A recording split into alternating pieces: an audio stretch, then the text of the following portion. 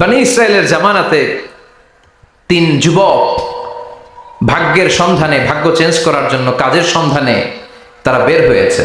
পথিমধ্যে গুপ্তধন পেয়েছে, 4টা স্বর্ণের টুকরা পেয়েছে তিনজন। কয়জন? কয়টা স্বর্ণের টুকরা? 4টা স্বর্ণের টুকরা পেয়ে মহা খুশি, খুশিতে বাকবাকুম। কে আমাদেরকে পায়? আজকে স্বর্ণের টুকরা ভাগ করে আমরা অনেক ধনী হয়ে যাব। এক বন্ধু বলল, পেটে অনেক ক্ষুধা লেগেছে, আগে বাজার থেকে খাবার নিয়ে আয়, তারপরে 3জন বন্ধু মিলে 4টা স্বর্ণের টুকরা ভাগ করে নিয়ে যাব। এক বন্ধুকে বাজার থেকে রুটি কিনে আনানোর জন্য পাঠিয়েছে। বাকি 2 বন্ধু এবার বসে বসে পরামর্শ করে, ওইটারে যদি মেরে ফেলতে পারি ভাগ বটোয়ারার দরকার নাই, তুই নিবি 2টা, আমি নিব 2টা। সহজ হয়ে গেল না? ও নিবে 2টা, এ নিবে 2টা, আর ওইটার মেরে ফেলবো। যেটা রুটি আনতে গেছে ওটা মনে মনে ভাবে, রুটিতে যদি বিষ মিশাতে পারি। কি মিশাতে পারি? আর ওই 2টারে যদি খাওয়াইতে পারি তাহলে সব আমার, গোটা দুনিয়া আমার, দুনিয়াকে মজা লেলো, দুনিয়া তোমার। হ্যাঁ, যে চিন্তা ওই কাজ। রুটির মধ্যে বিষ মেখে এনে বন্ধুদের কাছে দিয়েছে। 2 বন্ধু মিলে ওইটারে ঘুষান শুরু করছে। ঘুষাইতে ঘুষাইতে শেষ, একটা শেষ, উইকেট একটা পড়ছে। কয়টা? একটা। আর আছে উইকেট কয়টা? ওই 2 উইকেট। কয় ক্ষুধা লাগছে এটারে মারতে, অনেক কষ্ট হয়েছে, আগে খাইয়া লই। আগে কি করি? ওই 2টা মিলে বিষ মাখানো রুটি খেতে শুরু করেছে। বিষ খাওয়ার পর ওই 2 উইকেটও শেষ। কেউ নাই, 3টাই লাশ হয়ে পড়ে আছে, 4টা স্বর্ণের টুকরা পাশে পড়ে আছে। এটাই হলো দুনিয়ার জীবন। চিল্লায় বলেন ঠিক কিনা? এজন্য আল্লাহ বললেন, গোলাম থাকতে আসো নাই, চলে যাবা। কুল্লু নাফসিন যায়িকাতুল মাউত সুম্মা ইলাইনা তুরজাউন। সবাইকে মরতে হবে, কেউ থাকবে না। এই পৃথিবীতে প্রাণ নিয়ে যারা আগমন করার সুযোগ পেয়েছে সবাই মরবে।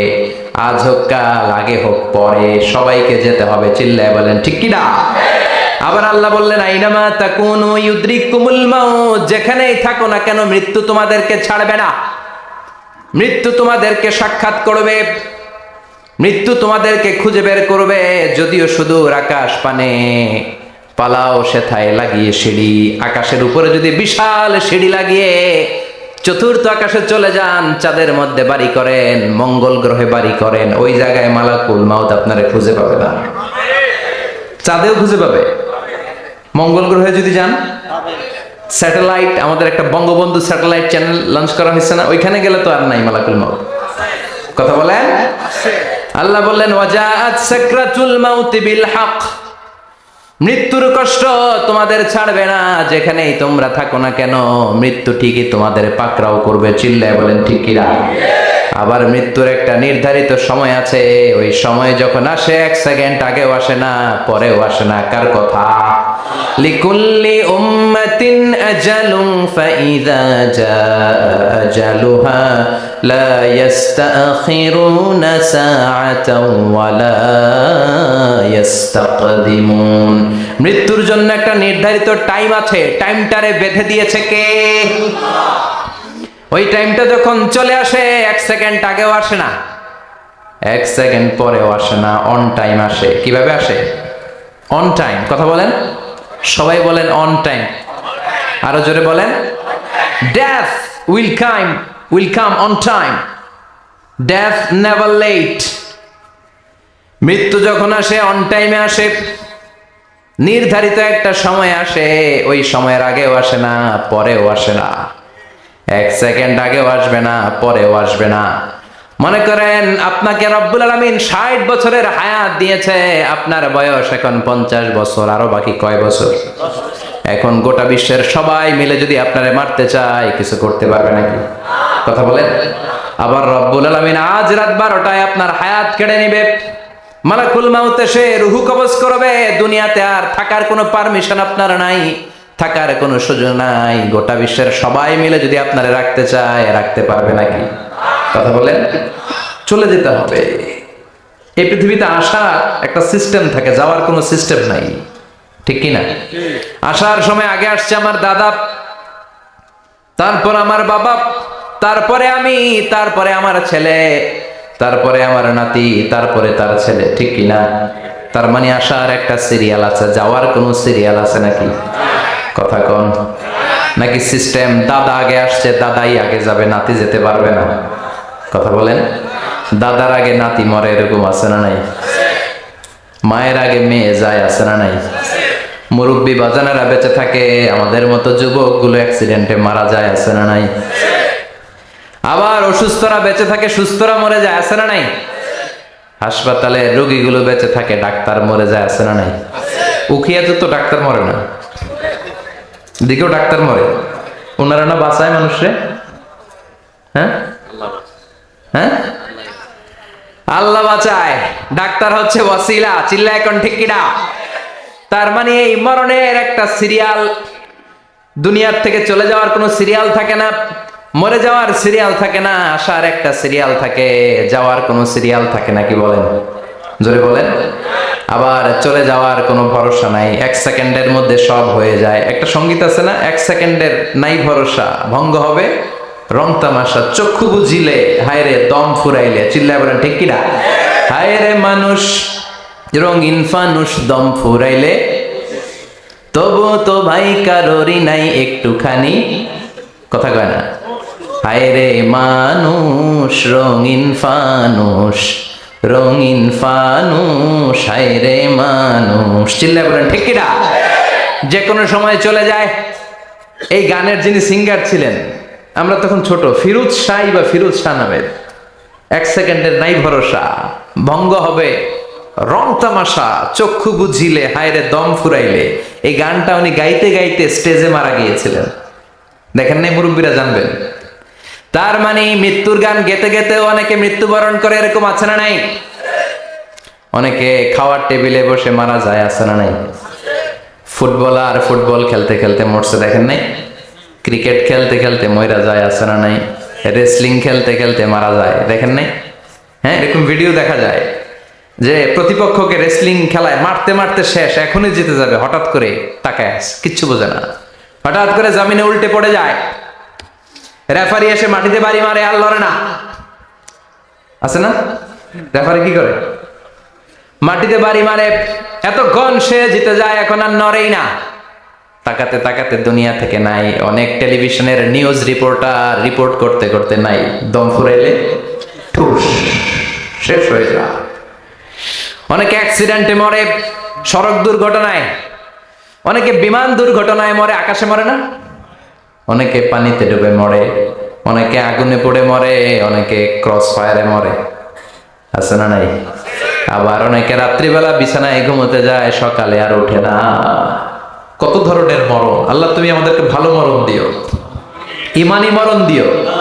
ইমানের পথে অবিচল থেকে আমার মরণ যেন হয়, ইমানের পথে অবিচল থেকে আমার মরণ যেন হয়। তোমারই কাছে মিনতি আমার, তোমারই কাছে মিনতি আমার, মহামহিম দয়াময়। ইমানের পথে অবিচল থেকে আমার মরণ যেন হয়। চিল্লায় পড়ে না আমিন? তার মানে কে কোথায় মরবো আমরা কেউ জানি নাকি? ওমা তাদরি নাফসুম বিআইয়ি আরদিন তামুত, কোন জায়গায় মরবা, কখন মরবা কেউ আমরা জানি না, কিন্তু মরবো সবাই জানি, ঠিক কিনা? কুল্লু নাফসিন যায়িকাতুল মাউত, প্রত্যেকটি আত্মার মৃত্যুবরণ করতে হবে, এটা আমরা সবাই জানি। The most certain thing in life is death, but the most uncertain thing in our life is the time of death. এ জীবনের সবচেয়ে সুনিশ্চিত বিষয় হলো মরণ, সবচেয়ে অনিশ্চিত বিষয় হলো মরণের সময়। চিল্লা এখন ঠিক কিনা? মরবো যে আমরা সবাই জানি, কিন্তু কোথায় মরবো আমরা কেউ জানি? জানি আমরা? সবাইকেই মরতে হয়, জন্মালেই মরতে হবে, চলে যেতে হবে, থাকা যাবে না। এটাই হলো পৃথিবীর পদ্ধতি। জীবনের সবচাইতে নির্মম ঘটনা হচ্ছে মরণ। সবচাইতে ভয়ঙ্কর অভিজ্ঞতা। কোন প্রাণীর জন্য সর্বোচ্চ এবং সবচাইতে ভয়ঙ্কর অভিজ্ঞতা হচ্ছে মৃত্যু। এবং এত ভয়ঙ্কর অভিজ্ঞতা, এই অভিজ্ঞতাটা কারো কাছে শেয়ার করে যাওয়া যায় না। মরার সময় কেউ বলে যেতে পারছিল আমার মরতে এমন লাগছে, কইতে পারছে? কেমন লাগছে বলতে পারে? বলা যায় না। তার আগেই চলে যেতে হয় শৈশব, কৈশোর, যৌবন, বার্ধক্য, প্রৌঢ়ত্ব, হ্যাঁ, বয়সের ছাপ, কালো চুল দাড়ি সাদা হয়ে যাওয়া, দাড়ি চুলের শুভ্রতা, দুর্বলতা। This is the circle of life. ছোট্ট ছিলাম, বড় হলাম, সিঙ্গেল ছিলাম, ডাবল হলাম, তারপরে বাবা হলাম, তারপরে শ্বশুর হলাম, তারপরে নানা হলাম, তারপরে চলে যেতে হবে।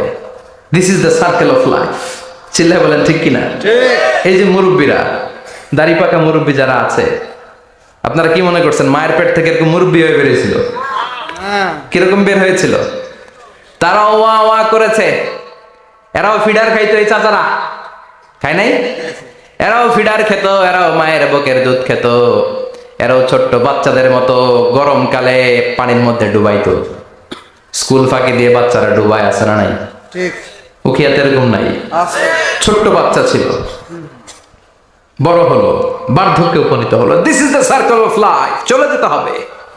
বিশ্বনবী বললেন আমার উম্মতি মা বাইনা 60 ইলা 70। আমার উম্মতের গড় বয়স হলো 60 থেকে 70। এই উম্মতের গড় বয়স কত? 60 থেকে 70। ওয়া আকাল্লুহুম মাইয়াজুজু জালিক। অল্প কিছু মানুষ আছে যারা 70-এর বেশি হায়াত পায়। এখানে 70-এর বেশি আছেন কারা? হাত তোলেন দেখি তো। কয়জন? একজন, দুইজন, তিনজন। মাশাআল্লাহ, আল্লাহ আরো হায়াত দেখ। আল্লাহ এদেরকে আরো হায়াত দারাজ করুক। চিল্লায় বলেন আমিন। তার মানে আমার উম্মতি মা বাইনা 60 ইলা 70। বিশ্বনবী বললেন এই উম্মতের গড় বয়স 60 থেকে 70, আর 70-এর বেশি হায়াত পাবে। ওয়া আকাল্লুহুম মাইয়াজুজু যালিক। 70-এর বেশি পাবে হাতে গোনা, গুনে বের করে ফেলা যায় একজন, দুইজন, তিনজন। বাকি সব 60-এর আগে নাই। ঠুস। চিল্লা এখন ঠিক কিনা? বাংলাদেশের গড় হায়াত কত মানুষের? 60। বিশ্বনবীর কথার সাথে মিলে গেছে। চিল্লায় পড়েন সুবহানাল্লাহ। এই জন্য বিশ্বনবী বলেন এই যে মুরব্বীদের দাড়ি পাকে, এই যে রাস্তায় অ্যাক্সিডেন্ট হয়, এই যে ক্যান্সারে আক্রান্ত হয়ে লোকজন মারা যায়, তারপরেও কি টনক নড়ে না? এরপরেও কি বিবেকে ধরে না যে তোমাকে চলে যেতে হবে? আকসিরু যিকরা হাযিমিল লাযযাত। জীবনের সব স্বাদকে পানসা করে দেয় ওই মরণকে স্মরণ করো। মরণকে স্মরণ করলে জাহান্নাম বরণ করা লাগে না। চিল্লায় বলেন ঠিক কিনা? আবার আল্লাহ বললেন গোলাম, স্পেশাল একজন ফেরেশতা আমি মরণের জন্য সিলেক্ট করলাম, নাম মালাকুল মাউত। তাকে আমরা আজরাইল বলে চিনি।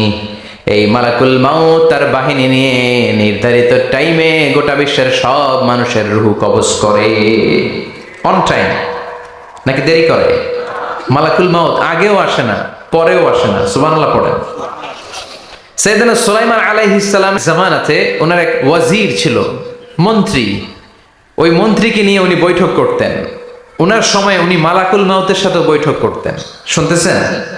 আপনাদের মনোযোগ আছে তো? উনি বৈঠকে বসেছেন, মালাকুল মাউতও বসা, ওয়াজিরও বসা। হঠাৎ মালাকুল মাউত ওয়াজিরের দিকে বড় বড় চোখ করে তাকাচ্ছে। বড় বড় চোখ করে তাকানোতে ওয়াজির ভয় পেয়েছে। হঠাৎ মালাকুল মাউত চলে গেল। ওয়াজির বলে ও সুলাইমান আলাইহিস সালাম, এই যে লোকটা বড় বড় চোখ করে আমার দিকে তাকালো, এটা কে? সাইয়েদনা সুলাইমান বলে হাদা মালাকুল মাউত। যে বর্ণনাটা বলছি এটা হাদিস না, এটা হচ্ছে ইসরাইলিয়া, জিউস ট্র্যাডিশন। কোরআন হাদিসের সাথে কোনো দ্বন্দ্ব নাই, তাই বর্ণনা করা যাবে। বিষ্ণু বলেছেন বাল্লিগু আন্নি ওয়ালাউ আয়া। আবার বলেছেন ওয়া হাদিসু আন বনি ইসরাঈল ওয়ালা হারাজ। বনি ইসরাইলের ট্র্যাডিশন বর্ণনা করো, জিউস ট্র্যাডিশন বর্ণনা করো, এতে কোনো সমস্যা নাই। ওয়াজির বলে ও সাইয়েদনা সুলাইমান, বড় বড় চোখ করে যে তাকালো লোকটাকে? সাইয়েদনা সুলাইমান বলে হাদা মালাকুল মাউত, এটা মৃত্যুর ফেরেশতা। ওয়াজিরের কলিজায় পানি নাই। এটা কি ফেরেশতা? শুনে তো পিলে চমকে গিয়েছে। কয় কি? মালাকুল মাউত তো আমার চিনে ফেলাইছে, বাড়ি চিনে ফেলছে, আমার খবর আছে। সাইয়েদনা সুলাইমান আলাইহিস সালাম জিনদেরকে দিয়ে কাজ করাতেন। মেঘমালাকে দিয়ে কাজ করাতেন, বিশাল সিংহাসন নিয়ে পৃথিবীর প্রাচ্য থেকে পাশ্চাত্যে ঘুরে বেড়াতেন। সাইয়েদনা সুলাইমানকে ওয়াজির বলে, ও সুলাইমান, মেঘমালাকে আদেশ করে দেন, আমি আর এই ফিলিস্তিনের ভূখণ্ডে থাকতে চাই না। আকাশের মেঘমালার উপরে আমারে বসিয়ে দেন, আর বলে দেন আমারে নিয়ে যেন আকাশের মেঘমালা হিন্দুস্তানের ওই দূর পর্বতে রেখে আসে। আকসা আল হিন্দ, হিন্দের সবচেয়ে দূরবর্তী জায়গায় যেন আমারে রেখে আসে। সাইয়েদনা সুলাইমান বললেন, আকাশের মেঘ যাও, আমার ওয়াজিরকে নিয়ে হিন্দুস্তানের একটা উপদ্বীপে রেখে আসো। রেখে আসা হলো। কিছুক্ষণ পর মালাকুল মাউত সাইয়েদনা সুলাইমানের কাছে হাজির। সাইয়েদনা সুলাইমান বললেন, ও মালাকুল মাউত, কই ছিলা? কই, একটু আগে হিন্দুস্তান থেকে আপনার ওয়াজিরের রূহ কবজ করে আসছি। সুবহানাল্লাহ পড়েন। এটা আবার কেমন কথা, তুমি ওইখানে গেলা কেন? কয়, রব্বুল আলামিন কিছুক্ষণ আগে আমার কাছে পয়গাম পাঠিয়েছে, যাও সাইয়েদনা সুলাইমানের ওয়াজিরের রূহটা কবজ করো। কবজ করার জায়গা হলো হিন্দুস্তানের উপদ্বীপ। কোন জায়গায়? মালাকুল মাউত এসে দেখে সুলাইমান নবীর সাথে মিটিং করে। ওয়াজির কার সাথে মিটিং করে? সুলাইমান নবীর সাথে। কিন্তু ফরমানে লেখা রূহ কবজ করতে হবে কোথায়? হিন্দুস্তানে। সুবহানাল্লাহ বলবেন না? এই জন্য বড় বড় চোখ করে আমি তাকিয়েছি, আর মনে মনে ভাবলাম টাইম তো নাই, কারণ মৃত্যু তো অন টাইমে হতে হয়, এখনই ওর রূহ কবজ করতে হবে। কেমন করে ওইখানে যাবে আমি জানি না, আমি আগে চলে যাই। মালাকুল মাউত চলে গেল, যে দেখে ওই জায়গায় ওয়াজিরও হাজির। সাথে সাথে রূহ কবজ করে আল্লাহর কাছে চলে গিয়েছে। পড়েন সুবহানাল্লাহ। এই জন্য আল্লাহ বললেন, মালাকুল মাউত আমি নির্ধারণ করে দিয়েছি, পৃথিবীর প্রতিটি মানুষ মালাকুল মাউতকে দেখবে, চাক্ষুষ দেখবে, ভালো হলেও দেখবে, খারাপ হলেও দেখবে। কার কথা? ভালো মানুষ যদি হয়, আল্লাহওয়ালা যদি হয়, ইসলাম প্রিয় যদি হয়, ডানপন্থী যদি হয়, মৃত্যুর সময় মালাকুল মাউত আলা সূরাতি শাবিন আলা আহসানি সূরা, একজন যুবকের আকৃতিতে চমৎকার ধবধবে সাদা একটা জুব্বা পরে, জান্নাত থেকে জান্নাতি কাফন নিয়ে, হানুত মিন হানুতিল জান্নাত, জান্নাতের সুগন্ধি নিয়ে মুমূর্ষু রোগীর মাথার সামনে এসে বসে যায়, আর দেহটার ইঙ্গিত করে বলে, ইয়া আইয়াতুহান নাফসুত তাইয়্যিবা, ও পবিত্র আত্মা। আরেক বর্ণনায় এসেছে, ইয়া আইয়াতুহান নাফসুল মুতমাইন্নাহ, ও প্রশান্ত আত্মা, উখরুজি ইলা মাগফিরাতিম মিনাল্লাহ, আল্লাহর ক্ষমার দিকে বের হয়ে আসো। উখরুজি ইলা মাগফিরাতিম মিনাল্লাহি ওয়া রিদওয়ান, আল্লাহর ক্ষমার সন্তুষ্টির দিকে রূহটা বের হয়ে আসো। স্মুথলি বলার সাথে সাথে মুমিনের দেহ থেকে রূহটা বের হয়ে আজরাইলের হাতে চলে যায়। স্মুথলি বলার সাথে সাথে স্বাচ্ছন্দ্যে, আনন্দে মুমিনের দেহ থেকে রূহটা সা করে বের হয়ে মালাকুল মাউতের হাতে এসে পড়ে। পড়েন সুবহানাল্লাহ। আল্লাহ এমন মৃত্যু তুমি আমাদের নসিবে রেখে দিও, চিৎকার করে পড়েন আমিন। আর যারা ইসলাম মানে নাই, আর যারা কোরআন মানে নাই, আর যারা দিন কায়েমের আন্দোলন করে নাই, দিনকে ভালোবাসে নাই, বাম আর রামপন্থী ছিল, নাস্তিক ছিল, ইসলাম বিরোধী ছিল, তাদের কাছেও মালাকুল মাউত আসে কি আসে না? চিল্লায় বলে না, সে কি আসে না? তাদের কাছেও আসে, কিন্তু আলা সূরাতি আকবাহি রাজুল, একজনের চেহারা যত ভয়ঙ্কর হতে পারে, যত নিকৃষ্ট হতে পারে, এরকম ভয়ঙ্করতম নিকৃষ্ট দুর্গন্ধওয়ালা একটা চেহারা নিয়ে আসে। রিজলাহু ফিল আরদ, পা থাকে জমিনে, রাসুহু ফিস সামা, হাদিসের বর্ণনা, পা দুইটা জমিনে, মাথা আকাশে। এসে ধমক দিয়ে জালিমের মাথার সামনে এসে বলে, ইয়া আইয়াতুহান নাফসুল খাবিসা, হে পাপাত্তা, হে অপবিত্র আত্মা, উখরুজি ইলা সাখাতিল্লাহি ওয়া গাদাবিহি, আল্লাহর রাগের দিকে, আল্লাহর অসন্তুষ্টির দিকে বের হয়ে আয়। মালাকুল মাউতের এই অর্ডার পাওয়ার সাথে সাথে রূহটা কিন্তু বের হয় না। মুমিনের রূহকে ডাক দিলে যেমনি স্মুথলি বের হয়, কাফিরের রূহ এভাবে বের হয় নাকি? কথা বলেন। রূহটা ডানে যায়, ফাতাতাফাররাক, একবার রূহটা ডানে যায়, আবার রূহটা বায়ে যায়, আবার সামনে যায়, পায়ে যায়, হাতের মধ্যে ঢুকে ডানে বায়ে যায়। মালাকুল মাউত আবার ধমক দিয়ে বলে, ইয়া আইয়াতুহান নাফসুল খাবিসা, পাপাত্তা, বের হয়ে আয়। রূহটা আবার ডানে যায়, বায়ে যায়, সামনে যায়, পেছনে যায়। এবার ঘপাস করে মালাকুল মাউত রূহকে ধরে টান মারে। সারা দেহটা থেকে প্রাণ রস সিক্ত করতে করতে দেহ থেকে রূহটাকে টেনে হিচড়ে বের করে আনে, আর মুমূর্ষু রোগীটা চিৎকার মারতে থাকে। পড়েন না আউযু বিল্লাহ। একটা জীবন্ত ছাগল, একটা জীবন্ত ছাগলের চামড়াগুলো জবাই না দিয়ে কেউ যদি টেনে টেনে বের করে, ছাগল জবাই হয় নাই কিন্তু চামড়া এক পাশ থেকে টেনে টেনে টেনে হিচড়ে আপনি গা থেকে বের করলে যত কষ্ট হয়, এর চেয়েও বেশি কষ্ট দিয়ে মালাকুল মাউত বামপন্থী আর কাফেরদের রুহুটা দেহ থেকে বের করে আনে। পড়েন নাউযুবিল্লাহ। আমাদের রুহুটা যেন আল্লাহ, মুমিনদের রুহু আপনি যেভাবে কবজ করান ওইভাবে যেন আমাদের রুহুটা বের হয়ে আসে। আর জোরে পড়েন আমিন। এজন্য আল্লাহ বললেন, বাল তুসিরুনাল হায়াতাদ দুনিয়া ওয়াল আখিরাতু খায়রুন ওয়া আবকা। পাগলের মতো মোহাচ্ছন্ন হয়ে এই দুনিয়াটার পেছনে ছুটে বেড়াও।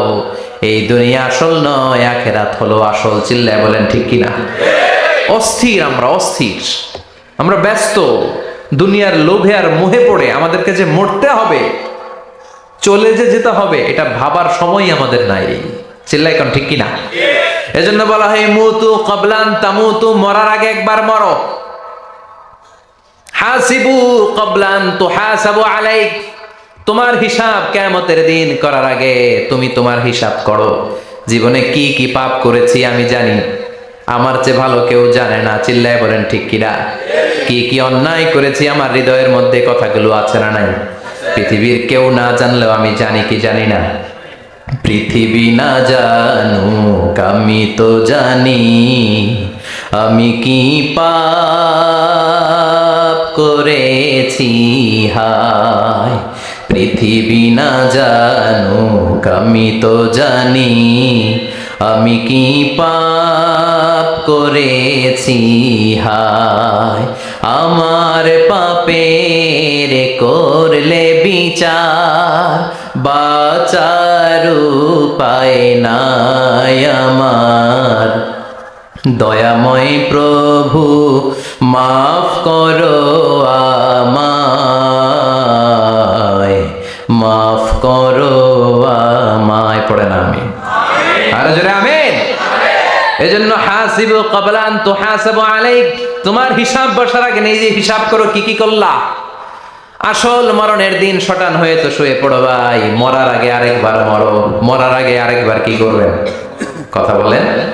মরার আগে কি করতে হবে? হঠাৎ একদিন বিছানায় শটান হয়ে শুয়ে যান, চক্ষুটা বন্ধ করেন, ভাবেন মরে গিয়েছেন। এই তো মালাকুল মাউত চলে এসে রুহুটা নিয়ে গেল। আত্মীয় স্বজন চিৎকার চেঁচামেচি শুরু করে দিল, কান্নার রোল পড়ে গেল চারদিকে। মাইকের মধ্য দিয়ে, মসজিদের মাইকে অ্যানাউন্স হয়, অমুক এলাকার নিবাসী অমুক ভাই আমাদের মধ্যে দুনিয়ায় নাই, তার জানাজা হবে এশার নামাজের পর। সবাই এসে রুহের মাগফিরাত করেন। সবাই আপনারে দেখতে আসবে, কেঁদে কেঁদে লোকজন আপনারে কবর দিতে আসবে। চিল্লায় বলেন ঠিক কিনা? কেঁদে কেঁদে সবাই আসবে, দেখার জন্য আসবে। ছেলেগুলো কাঁদবে, স্ত্রী কাঁদবে, বাবা মা কাঁদবে, বন্ধু বান্ধব কাঁদবে। আর ঘরের মধ্যে রাখা হবে না। এবার আপনাকে গোসল দেওয়ার পালা। চক্ষু বন্ধ করে চিন্তার দরকার আছে না নাই? কথা বলেন। হঠাৎ করে, হঠাৎ করে শুনবি একদিন আমার মৃত্যুর খবর। কেঁদে কেঁদে আসবে সবাই দিতে আমায় কবর, দিতে আমায় কবর। ঠিক কি না? একটু চোখটা বন্ধ করে ভাবেন, আপনাকে গোসল দেয়া হবে, জামাগুলো খোলা হবে। এত টাকা দিয়ে যে দামি গোসলখানা টাইলস লাগিয়ে ঘরে বানালেন, আপনার শেষ গোসলটা কি ওই দামি গোসলখানায় হবে? লাশ যেখানে ধোয়া হয় ওই জায়গায় ধোয়া হবে। আপনাকে কাফন পরানো হবে। আপনার কলিজার টুকরা ছোট বাচ্চাটারে বলা হবে, আব্বু দেখে যাও তোমার বাবারে শেষবারের মতো দেখো। আপনার বাবা মা শেষবারের মতো একটা নজর দিয়ে আপনার চেহারাটা দেখে নিবে। বন্ধু বান্ধবরা শেষবারের মতো একবার আপনারে দেখে নিবে। জানাজার জায়গায় নেওয়া হবে। হবে না এই ঘটনাটা আমাদের? হ্যাঁ, হবে কি না? হাজার হাজার মানুষ শেষ বিদায় দেওয়ার জন্য আসবে। 4টা তাকবীর দিয়ে ইমাম নামাজ শুরু করবে, আল্লাহু আকবার।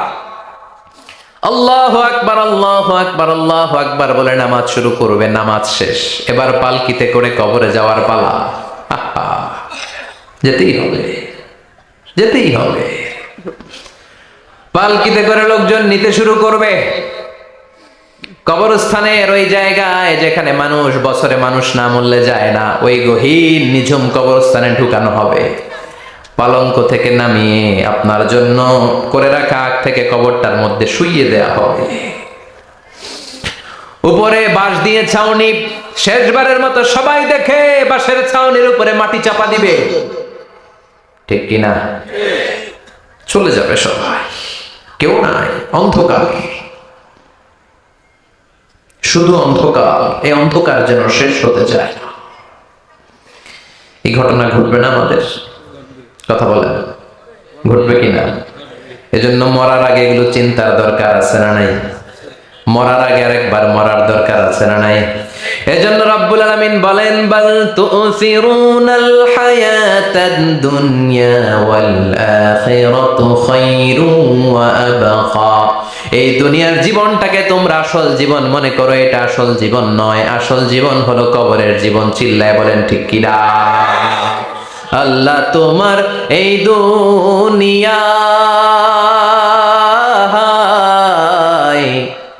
আল্লাহ তোমার এই দুনিয়ায় কেউ আসে কেউ চলে যায়, তবু তোমার ভয়ে কারো কাঁদে না হৃদয়। এই দুনিয়াতে আমার বদলে গেল মন, চারিদিকে দেখি শুধু সুখেরই স্বপন। ভাবলো না মন আল্লাহ ছাড়া,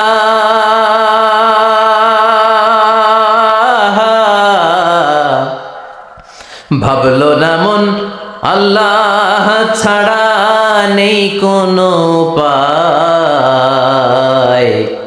তবু তোমার ভয়ে কারো কাঁদে না হৃদয়, ঠিক কিনা? আসে আর চলে যায়। প্রতিদিন মাইকে অ্যানাউন্স শুনি, অমুক এলাকার অমুক লোক নাই, দাদা গেল, বাবা গেল, বড় ভাই গেল, আত্মীয় স্বজন গেল, আমাকেও যেতে হবে, এই চিন্তা মাথায় নাই। চিল্লা এখন ঠিক কিনা? এজন্য লাইফটা হলো one time, one chance, second কোনো চান্স আপনাকে দেয়া হবে নাকি? কাফেররা বলবে, ইয়া রাব্বি আরেকটা সুযোগ দেন, লাউ আন্না লানা কাররা ইয়ানি মাররা, আল্লাহ আরেকটা সুযোগ যদি পেতাম দুনিয়াতে ভালো করে আসতাম। আল্লাহ বলবেন, ইন্নাহা কালিমাতুন কাইলুহা, এটা শুধু তাদের মুখের কথা, তাদেরকে আবার সুযোগ দিলেও তারা কিচ্ছু করবে না। চিল্লা এখন ঠিক কিনা? এজন্য একটা চান্স আমরা পেয়েছি, এই দুনিয়ার ওয়ান চান্সে আমরা ভয় পাবো একজনকে। চিল্লায় বলেন তিনি কে? আল্লাহ। এজন্য যেতে আমাদেরকে হবে। এই মরণ থেকে পালানোর কোনো সুযোগ কেউ পালাতে পারে নাই। এই মরণ হলো আখিরাতের প্রবেশদ্বার। মরণ নামক পালকিতে চড়ে আমরা কবরের ভেতরে ঢুকি। মরণ হলো প্রথম পর্ব, কবর হলো দ্বিতীয় পর্ব। যেরকম ঠিক কিনা? এজন্য বিশ্বনবী বললেন, আল কবর রাউদাতুম মিন রিয়াদিল জান্নাহ আও হুফরাতুম মিন হুফারিন নার। কবর হলো কারো জন্য জান্নাতের বাগান, কারো জন্য জাহান্নামের গর্ত। আমরা বলি, আল্লাহ আমাদের কবরটারে জান্নাতের বাগান বানাও। আমিন। আর জোরে পড়েন আমিন। আবার বিশ্বনবী বললেন, ইন্নাল কবর আউয়াল মানজিল মিন মানাজিলিল আখিরাহ। কবর হলো আখিরাতের মানজিল গুলার প্রথম মানজিল। আখিরাতে একটার পরে একটা অনেকগুলো স্টেশন আপনাকে পার হতে হবে। প্রথম স্টেশনটার নাম হলো কবর। প্রথম স্টেশনের নাম কি?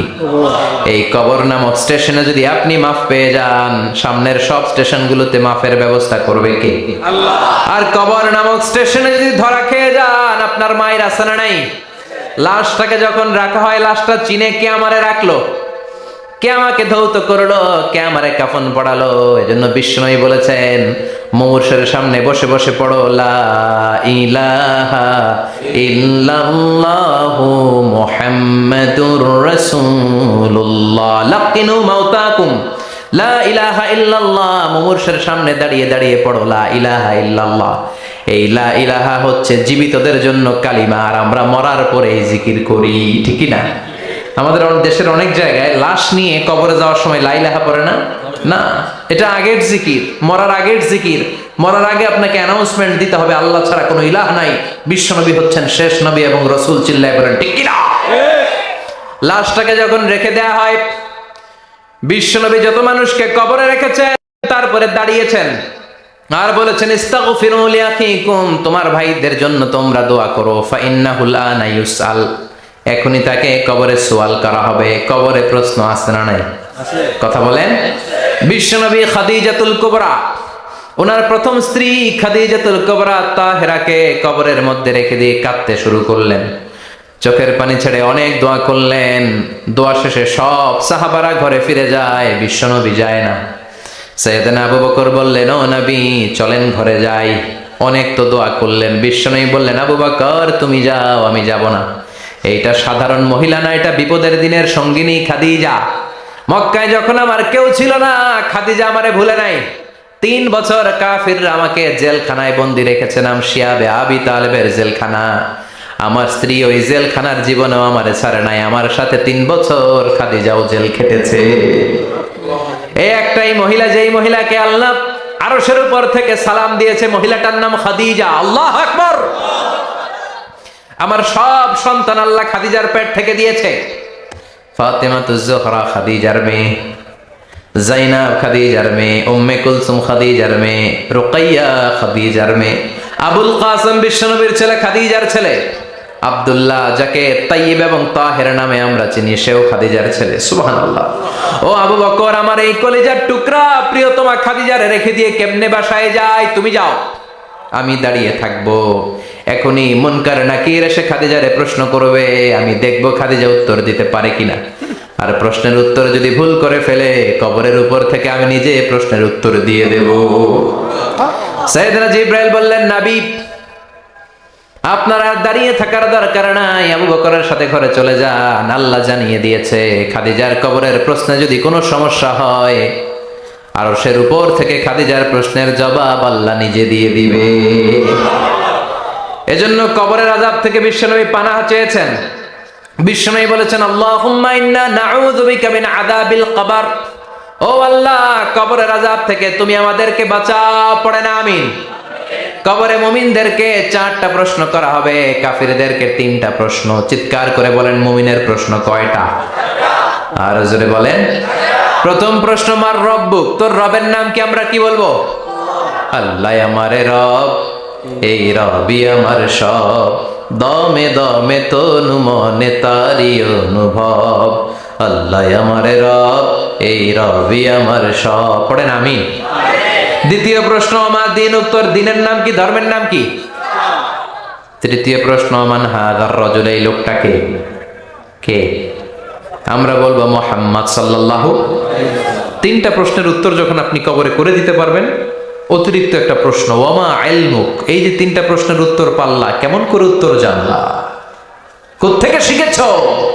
নকল করে আনছো কাফনের কাপড়ে? পরীক্ষার হলে নকল আছে না নাই? হাতে নকল আছে না? পায়ে নকল, মোজার ভিতরে নকল আছে না নাই? মোবাইলে নকল আছে না নাই? নকল থেকে আল্লাহ তুমি বাঁচাও। আরো আসতে কোন আমি। কিভাবে জানলা? কেমন করে 3টা প্রশ্নের উত্তর শিখলা? What is the source of your knowledge? তথ্যসূত্র কি? আপনাকে বলতে হবে, আমি যেই কিতাবটা থেকে শিখেছি কিতাবটার নাম কি?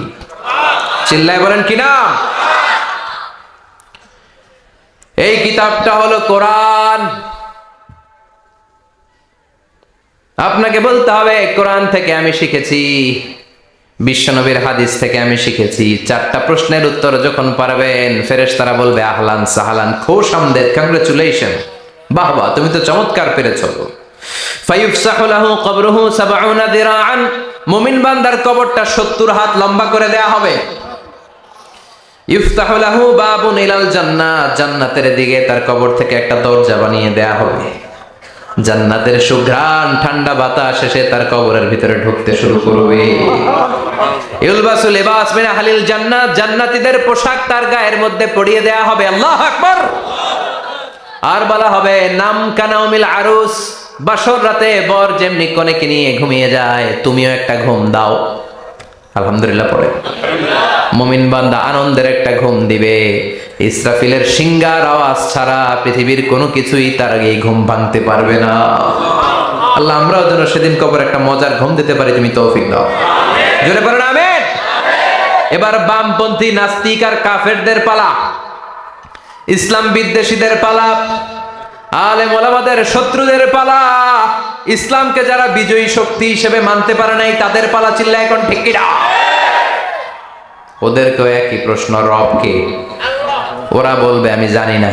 আমাদের উত্তর আল্লাহ। ওরা বলবে আমি কিচ্ছু জানি না, আমি সব ভুলে গেছি, আমার মাফ করে দেন, আমি কিছুই জানি না। তবে আমি ইসলাম বিরোধীদের সাথে চলতাম, যারা ইসলাম রে বাস দিত আমি তাদের সাথে স্লোগান দিতাম। এরকম ডাকাইত আছে না নাই? দ্বিতীয় প্রশ্ন, আমার দিন ও তোমার ধর্মের নাম কি?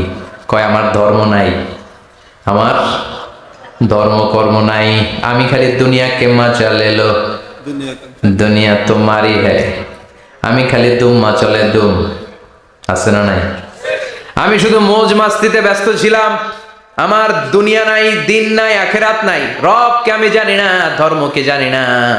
ইসলাম বিরোধী রাজনীতি আমি করতাম, মাও সেতুংয়ের রাজনীতি, কার্ল মার্কসের রাজনীতি, বুশের রাজনীতি, ডোনাল্ড ট্রাম্পের রাজনীতি, বামপন্থীদের রাজনীতি। চিল্লা এখন ঠিক কিনা? কোনো ধর্ম নাই। এই লোকটাকে চিনো কিনা বলো। বিশ্বনবীর চেহারা দেখিয়ে বলা হবে এই লোকটাকে, কয় জানি না। এরে আমি মানতাম না, এরে আমি গালে দিতাম। এরকম জাহান্নামের নরকীট আর পিতৃ পরিচয়হীন জারদ সন্তান বাংলার দেশেও আছে না নাই? এই মহামানবটাকে গালি দিয়ে পৈশাচিক আনন্দ পায়। পত্রিকায় লিখে, ব্লগের মধ্যে লিখে, ইন্টারনেটে কার্টুন বানিয়ে বানিয়ে পৈশাচিক ফুর্তি করে। এগুলো জাহান্নামের কীট, এগুলো জারদ সন্তান, বাপ মায়ের ঠিক নাই। চিল্লা এখন ঠিক কিনা? আমার নবীরে যারা গালি দেয় এগুলোর বাপ মায়ের ঠিক আছে? এগুলোর কোনো গোড়া আছে? এগুলোর কোনো শেকড় আছে? এগুলো আগাছা। চিৎকার করে বলো ঠিক কিনা? বলবে আমি জানি না। ফেরেশতারা বলবে দাঁড়া, আমরা জানি। তোর সাথে কেমন আচরণ করতে হবে আমাদেরকে ট্রেনিং দিয়েছে কে? এবার শুরু হবে মাইর। কি শুরু হবে? কথা বলেন, মাইর। ফায়ুদরাবু বিমা তারিকা মিন হাদিদ, লোহার হ্যামার দিয়ে শুরু হবে মাইর। এক একটা হ্যামারের বাড়িতে মাথাটা ফেটে চূর্ণ বিচূর্ণ হয়ে যাবে, দেহটা জামিনের ভেতরে 70 গজ ডুবে যাবে, দেবে যাবে। ওর চিৎকারে কবরস্থানটাও থারথার করে কাঁপবে। আবার জামিনকে বলা হবে ইলতাইমি, চাপা দে। জামিনে ঢুকে যাওয়ার পরে জামিনের এপাশ থেকে একটা চাপা, মাটি চাপা, বাম দিক থেকে মাটি চাপা, দুই চাপায় ডান দিকের পাজর বায়ে চলে যাবে, বাম দিকের পাজর ডানে চলে আসবে। ওর চিৎকারে কবরস্থানটা থারথার করে কাঁপবে। আল্লাহ এই ধরনের পরিস্থিতি থেকে তুমি আমাদেরকে বাঁচাও। আরো চিৎকার করে বলে না আমিন। এজন্য কবরের এই প্রস্তুতি নেওয়ার দরকার আছে না নাই? কোরআনের পক্ষে থাকার দরকার আছে না নাই?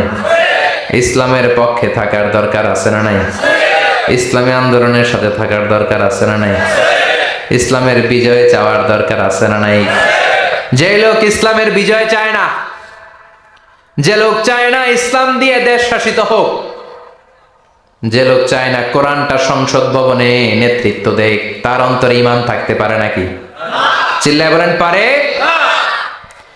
যে ঈমান প্রয়োজনে জ্বলে ওঠে না, যে ঈমান সত্যের কথা বলে না, যে ঈমান প্রয়োজনে জ্বলে ওঠে না, যে ঈমান সত্যের কথা বলে না, যে ঈমান বাস্তবে নাই, যে ঈমান অন্তরে নাই, মুখে শুধু ফাঁকা বলি, কি করে তারে বলো ঈমানে বলি, কি করে তারে বলো ঈমানে বলি, কি করে তারে বলো ঈমানে বলি। ঠিক কি না? যে ঈমান দিন কায়েমের আন্দোলনের ধার ধারে না, যে ঈমান লেবাসধারী কোরআন হাদিস তাও পড়ে না, যে ঈমান খাজার নামে মাজার করে ফুলুস কামায়। আছে না নাই? উখিয়াতে নাই? উখিয়াতে মাজার আছে নাকি? সাগর পারে এগুলো থাকে? এগুলোর সাথে ইসলামের সম্পর্ক আছে? কথা বলেন আছে? যে ইমান খাজার নামে মাজার গড়ে ফুলুস কামায়, যে ইমান শিরকিয়াতের আমল করে ভীত না হয়, যে ইমান বাস্তবে নাই, যে ইমান ময়দানে নাই, মুখে শুধু কথার কলি, কি করে তারে বলো ইমানে বলি, কি করে তারে বলো ইমানে বলি, কি করে তারে বলো ইমানে বলি। চিল্লায় বলেন ঠিক কিনা? এজন্য ইমানের দাবি হচ্ছে অন্যায়কে প্রতিরোধ করতে হবে, হকের পক্ষে থাকতে হবে। কোরআনের রাজনীতি নিজ চোখে দেখে ইসলামকে সংসদ ভবনের উপরে কালিমার পতাকা পতপত করে দেখার স্বপ্ন অন্তরে থাকতে হবে। চিল্লায় এখন ঠিক কিনা? এটাই তো মুমিন, যে ইসলামকে বিজয়ী শক্তি হিসেবে দেখতে চায়, যে কোরআনের আইন চায়, যে কোরআনের রাজ চায়। চিল্লায় বলেন ঠিক কিনা? এজন্য আমরা আল্লাহর কাছে কামনা করি, আল্লাহ তুমি আমাদেরকে ঈমানের মৃত্যু দাও, তুমি আমাদেরকে কবরের সব প্রশ্নগুলো সহজ করে দাও। পড়ে না আমিন? আরো জোরে পড়ে না আমিন? এজন্য আল্লাহ বললেন বাল তুসিরুনাল হায়াতাদ দুনিয়া ওয়াল আখিরাতু খায়রুন ওয়া আবাকা। ও আমার গোলাম, দুনিয়ার এই জীবনটাকে তোমরা আসল জীবন মনে করো, এই জীবন কিন্তু আসল জীবন না। আসল জীবন হলো আখিরাতের জীবন। কোন ঠিক কিনা? এই জন্য মৃত্যু থেকে যতই পালাও, পালিয়ে বেঁচে থাকতে পারবা নাকি? পারা যাবে? চিল্লায় বলেন। কোন নবীরা পারছে? আদম আলাইহিস সালাম মৃত্যু থেকে বেঁচে গেছে না? মরছে? কথা বলেন না। উনি পৃথিবীর একমাত্র মানুষ যিনি জানতেন যে উনি কতদিন বাঁচবেন। সুবহানাল্লাহ পড়েন।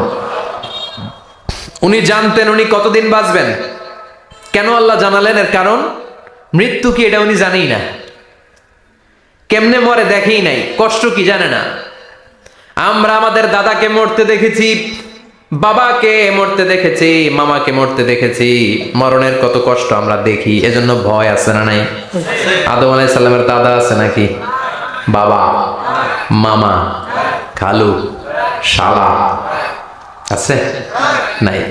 এজন্য মৃত্যু যে কেমন এটা উনি জানতেন না। এজন্য আল্লাহ জানিয়ে দিলেন, আদম পৃথিবীতে তুমি 1000 বছর বাঁচবা। আলফু সানা। লাম্মা খালাকাল্লাহু আদম ওয়া কানা তুলুহু 60 যিরাআন। বুখারীর বর্ণনা আছে, আদম আলাইহিস সালামকে বানানোর পরে আল্লাহ 60 হাত লম্বা বানালেন। কয় হাত? 60 হাত। জোরে বলেন, আরো জোরে। 60 হাত লম্বা। এরপরে ওনার ঔরসে পৃথিবীতে যত নারী আসবে, পুরুষ আসবে রুহের জগতে, সবগুলো রুহুকে বসিয়ে দিলেন বৈঠকে। সুবহানাল্লাহ। বিশাল কনফারেন্স রুম। আমরাও ছিলাম না? আমাদের রুহুটাও ছিল। সাইয়েদনা আদম বললেন, আল্লাহ এরা কারা? আল্লাহ বললেন, আদম এগুলো সব তোমার সন্তান। সাইয়েদনা আদম অবাক দৃষ্টিতে, অপলক নয়নে নিজের সন্তানদের রুহগুলো দেখতেছিলেন। দেখতে দেখতে হঠাৎ একটা রুহুকে ভালো লেগে গেল। বললেন, আল্লাহ এটা কার রুহু? আল্লাহ বললেন, এটা দাউদ আলাইহিস সালামের রুহু। পড়েন সুবহানাল্লাহ। আল্লাহ এটাকে দেখতে বড় ভালো লাগে, কার রুহু? এটা তোমার ছেলে নবী হবে, নবী দাউদের রুহু। কাম উমরু, আল্লাহ দুনিয়াতে সে কয়দিন বাঁচবে? আল্লাহ বললেন, 40 সানা, 40 বছর। কয় বছর? সবাই বলেন কয় বছর? 40 বছর। সাইয়েদনা আদম বললেন, মাবুদ আমার এত সুন্দর কলিজার টুকরা সন্তান দাউদ আলাইহিস সালামকে দুনিয়াতে মাত্র 40 বছর আপনি কেন দিলেন?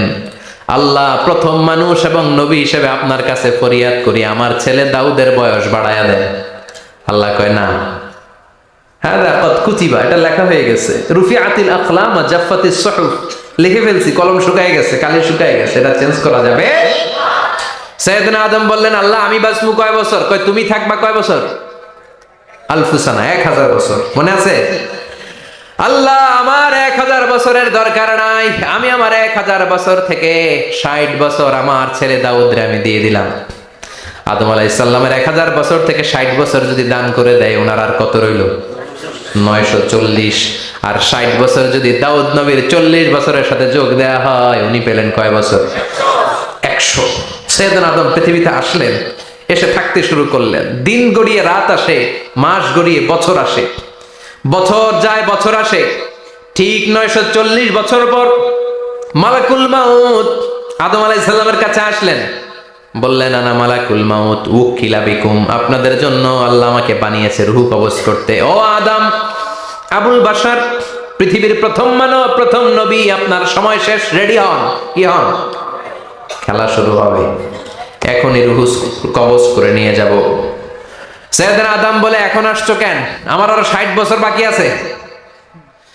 মালাকুল মাউত বলে, না, আপনি রূহের জগতে আল্লাহর কাছে আপনার সন্তান দাউদকে কয় বছর দিছিলেন? 60 বছরের জন্য 940 বছর আপনার জন্য লেখা। আমি এখন আপনার রূহ কবজ করতে চাই। সাইয়েদনা আদম বলে, আমি মানি না, আমি কাউকে দেই নাই। 60 বছর আমি দেই নাই, আমি আরো বাঁচব, আমি আরো বাঁচবো, 60 বছর আমি বাঁচবো, আমি দেইতেই নাই। মিয়া যাও। মালাকুল মাউত আল্লাহর যে বলে, আল্লাহ দেয় নাই বলে, আসলে ভুলে গেছে। আসলে আফাতুল ইলমি আন-নিসিয়ান, মানুষ ভুলে যায়, মানুষ বড্ড ভুলে যায়। আমরা অনেক সময় খাইয়াও কই খাই নাই। অনেক কিছু আপনি দিছিলেন কিন্তু ভুলে যাই, গলার নিচ দিয়ে নামার পরে কই তুমি কিচ্ছু দাও নাই। আছে না নাই? নাসিয়া আদম ফানাসিয়া বানু, আদম আলাইহিস সালাম ভুলে গেছেন, তাই আমরাও ভুল করি, ঠিক কি না? এজন্য আমাদের নেতারাও বলে এটা দেব ওটা দেব, নির্বাচনের পর সব ভুলে যায়। আছে না নাই? ওই যে আদম আলাইহিস সালাম ভুলছে, আমরাও ভুলে যাই। ওনাদের